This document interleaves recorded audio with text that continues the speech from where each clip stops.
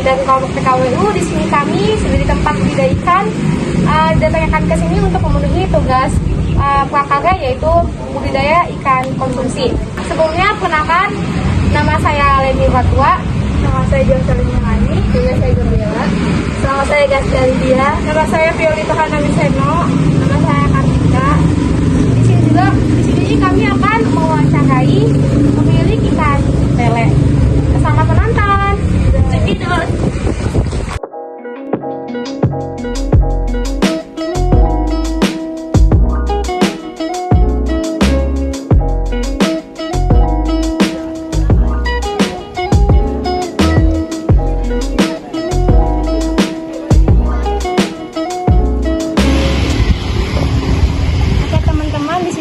Bersama Bapak Ferry. Di sini kami akan mewawancarai sedikit tentang budidaya ikan lele. Ikan lele apa? Ya, lele. Oke, silakan teman-teman. Budidaya ikan konsumsi adalah memperbanyak, merawat, menjaga kelestarian ikan dalam kegiatan yang dilakukan oleh orang atau badan untuk menghabiskan atau mengurangi nilai guna suatu barang atau ikan tersebut atau jasa dalam rangka memenuhi kebutuhan manusia itu sendiri. Jenis ikan konsumsi yang lebih banyak disantap oleh masyarakat yaitu ikan lele, ikan kembung, ikan mas, ikan mujair, ikan bawal, ikan gurame, dan ikan patin. Tujuan dari kegiatan budidaya pembenihan ikan konsumsi adalah untuk dapat melakukan pemenuhan terhadap segala macam bentuk sumber kebutuhan gizi yang berasal dari hasil budidaya ikan sehingga akan menjadi sebuah sumber di dalam untuk mengisi kebutuhan protein hewan yang dibutuhkan oleh manusia. Manfaat dari ikan konsumsi adalah mengandung banyak omega 3, lemak yang sehat yang dapat mengurangi peradangan, membantu melindungi jantung Anda dan mencegah penyakit kronis. Menurut National Institutes of Health, ikan mengandung vitamin D yang tinggi dan dianggap sebagai salah satu sumber makanan terbaik untuk nutrisi penting ini. Pembenihan ikan konsumsi dapat menjadi suatu peluang usaha karena tingginya permintaan ikan konsumsi tidak hanya karena kandungan protein yang dibutuhkan oleh tubuh, namun juga disebabkan oleh harga jual yang cukup terjangkau. Hal inilah yang membuat banyak orang mulai merintis usaha budidaya ikan konsumsi. Ikan yang paling banyak dikonsumsi dan dibudidayakan adalah ikan air tawar. Syarat pemilihan ikan dalam usaha pembenihan ikan yaitu yang dipilih sebaiknya yang mudah dipelihara, atau jika usaha tersebut adalah pembenihan ikan, sebaiknya ikan yang dipilih ada jenis ikan yang mudah di pemijahan, serta diharapkan dalam pelaksanaannya cukup menggunakan peralatan yang sederhana sehingga biaya produksi lebih ringan.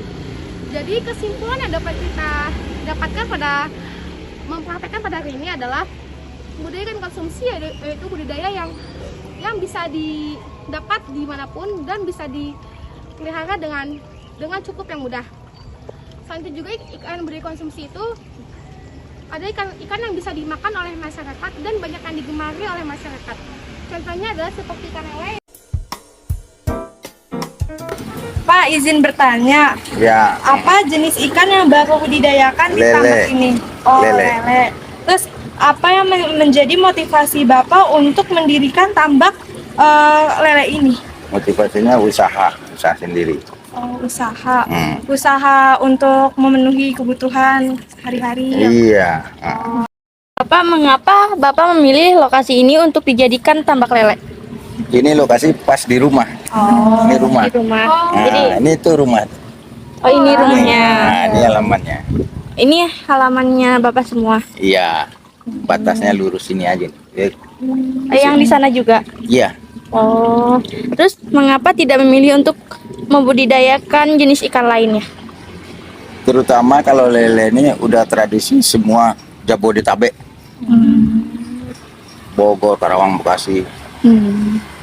Sudah berapa lama Bapak mendirikan tambak ini? 8 tahun. Sudah cukup lama ya, kalau 8 tahun. Terus kalau boleh tahu kira-kira Bapak ngeluarin modal berapa sih buat membuat tambak ikan lele ini?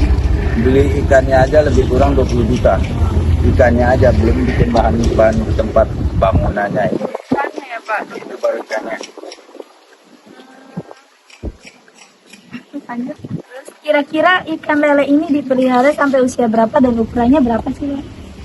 Usianya kalau kira-kira sampai ukuran 8, 9, 20 bulan. Oh, 20 bulan. Pesanannya udah diambil sama konsumen.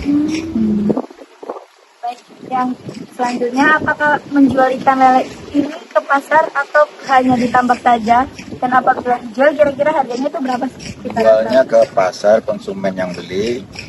Konsumen beli yang udah gede dijual ke pasar. Harganya sekilo 22. Boleh dijelaskan Pak secara singkat cara untuk membudidayakan ikan lele ini? Membudidayakan ikan lelenya kita dari kecil, dari petani, bibit, sampai yang kita mengedar konsumsi. Ketiga konsumsi, kalau kita nomor 2 bandar, mengedar namanya. Kira-kira pakan apa yang cocok untuk jenis ikan lele ini? Apakah ada pakan khusus Pak? Ada pakannya yang khusus. Kalau ntar ada tuh pakannya. Kalau melihat contoh pakan. Itu berbentuk tablet atau kayak hewan-hewannya gitu, Pak? Kalau Kayak diolah. biji-bijian gitu. Ada bermacam-macam makannya, ada yang 500, 800, 1000. Nah itu khusus untuk beda-beda ikan. Kita bisa dilihat tuh makannya ada. Apa jadi perbedaan antara ikan lele yang laki-laki dengan perempuan? Kalau yang sangkuriang kepalanya gede, kalau mutiara agak kecil, panjang. Oh, kalau mutiara itu yang cewek ya, Pak? Iya, Sangkuriang cowok. cewek. Sangkuriang cowok, panjang, hitam. Kalau yang mutiara putih, Oh, kalau misalkan dari siripnya itu termasuk juga gak ya, Pak? Yang dari masuk termasuk siripnya. Sisiknya itu ada yang ada pinggir kayak ikan yang ada sisiknya kayak gitu. Apa saja sih, Pak, resiko yang pernah dialami selama membudidayakan ikan lele ini? Kalau risiko ya ada juga mati. Ya, Nah, rugi ini juga. itu resikonya. Udah itu aja, Pak. Resiko Iya. yang lainnya? Ya risikonya itu mati sama rugi. Terus kalau misalnya kayak itu misalnya hujan gede itu suka banjir nggak sih, Pak? Kayaknya Enggak, itu enggak kebuang. Enggak. Enggak, sebab dia ada pembuangannya. Nah, itu kayak gini. Ini ada peralon kosong, lubang-lubang, cuma air doang keluar. Nah, ini kan kotor nih.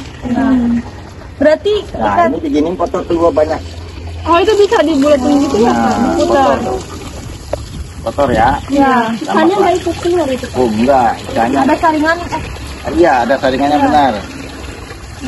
Nah, ini kan udah keluar kotornya, kita balikin lagi. Nah, ini lebih kotornya lagi, kotor yang pertama awal udah keluar. Baru tahu kita, Pak.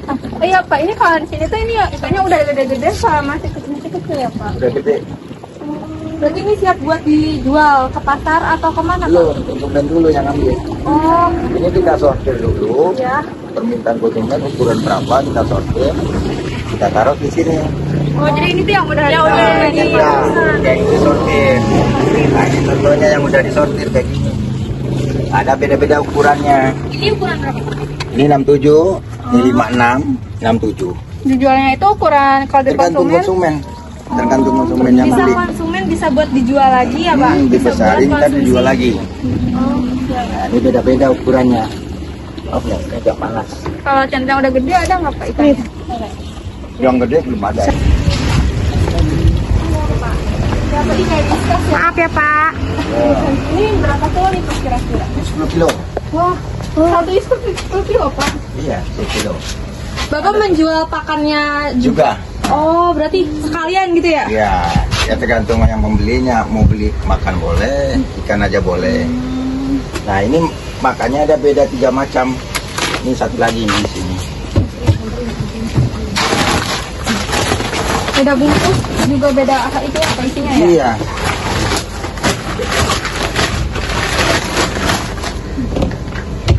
Nah, ini yang 500. Ini 800. Ini 1000. 500 ini beda juga kasih makan ikannya. Yang ini, Neng, ini garam nih. Ini. Garam tuh. Nah, ini yang 500 ini ikannya ikan kecil. Contohnya ikan kecil itu 1, 2, 2, 3, 3, 4. 800, 34, 45. Ukurannya itu ya Pak. Iya, buat ikannya. Nah, ini 56, 67, seterusnya sampai 89. Nah, ini buat ikannya. Itu Pakannya. lebih gede itu ya Pak Ini bentuknya yang gede. ukurannya. Yang lebih gede lagi ya dari ini ada. Oh. Nah, ini makannya. Ikannya juga beda. Nih, 781 namanya. Tapi ikannya nggak ada. Ikannya beda. Boleh lihat bentuknya nggak Pak? Cara untuk membedakan umur ikan itu gimana ya Pak? Cara tahu itu ikannya udah umur berapa gitu? Ya kan disortir. Batan ikannya apa? Bak sortir, bak, serokan, plastik, karet. Itu peralatannya. Udah satu paket itu ya Pak? Nah, satu paket. Kalau orang beli nggak ada plastik, ikatnya pakai apa? Nah, itu kan. Biasanya kalau jual makanan itu berapa sekarung atau nanti orang beli tuh kayak seberapa gitu sekarangnya? Tergantung konsumen beli. Mau beli sekilo boleh. Oh, bisa. Sekarung bisa. Sekarung ini boleh. Kalau untuk sekarung itu harganya berapa Pak? 2,5. 750. 250. Juta 500. Dari 500 nggak apa-apa. Saya terima dengan Nah, 250 sekilo 25. Ini sekarung ini 10 kilo. 10 kilo. Ya, Yang kuning sama yang hijau itu sama harganya atau gimana Pak? beda. Oh, beda. Beda harga. Ini beda. Mahal yang ini. Yang oranye ini. Iya. Ini sekarang mahal nih 300. Kalau itu beras fungsinya buat sini Pak, garam ya Pak? Nah, buat penyebarin yang kosong. Awal pertama kita belum masuk ikan. Treatment air namanya ya. Treatment air, garam, masukin probiotik, udah biarin itu kosong kan tuh. Iya. Nah, itu dah habis dikuras dari pagi. Fungsinya buat apa tuh Pak kira-kira garam? Treatment untuk ngerendamin itu aja Air ya? airnya. Jadi kan masuk ikan udah nggak apa-apa. Oh, Masalah airnya udah diobatin. Oh, Makannya sehari 3 kali. 3 kali. Oh, berarti harus pagi, siang, dan sore. Pagi itu jam setengah 9, sore setengah 6, jam malam jam 9 atau Itu jam nggak 10. boleh sampai telat Pak. Ngasih makannya. Nggak boleh. Kalau misalkan telat, ada ikan makan ikan nggak Pak? Kanibal nama itu. Nah, pagi, sore, malam kan. Aturan ngasih makannya juga harus Beda-beda ya Pak. Tengah hari nggak boleh. Kenapa tuh Pak? Kalau tengah hari dikasih dia ngendap dia, bukan ngapung ke atas, ngendap ke bawah makannya. Panas kan. Hujan juga nggak boleh. Sama kayak gitu juga, ngendap dia. Jadi dia ikan tuh nggak makan ini, makan dia. Jadi Dia udah makannya ke di bawah. atas gitu ya Pak? Nah, di Jadi atas nggak dia mau. lagi pas kita ngasih itu dia udah langsung begini. Kalau setiap hari hujan dari pagi sampai Nah, nggak dikasih. Nggak dikasih nggak Nah, apa-apa? iya, nggak apa-apa, nunggu jam berapa besoknya. Oh, jadi kayak Gitu. Bapak paling lama kira-kira kok nggak ngasih makan ikan itu berapa lama? Nggak pernah kita telat ngasih. Wah, jadi setiap hari ya? Harus telat ngis lihat makannya kayak gitu. Kalau telat makan ikan lapar nggak? Makanya kita nggak makan sehari. Nah, kasih makannya nggak boleh gini. Harus digini-gini. Dia ngumbuk ke bawah, Iya. ngendap ke bawah lagi kan. Jadi harus kayak sebar gitu. Sebar orang kayak orang ngapain di sawah kayak mana. Iya, iya. Nah gini dah, rap. Udah gitu. Tapi secukupnya, yang penting habis. Jangan ada sisa. Kita harus ngerti gitu ya Pak ukurannya. Nah, ngasih makan. Misal satu kolam tuh isinya berapa? Itu isi kolam tuh berapa sudah yang tahu? Gak tahu Pak, 50. 50 apa? 50. 100. 500. Wow, sudah 1.000. Udah pas pada saat Bapak ngasih makan Iya. banyak banget. Banyak banget. Mau lihat ngasih makan? Boleh Pak. Maaf ya Pak, tapi ngerepotin.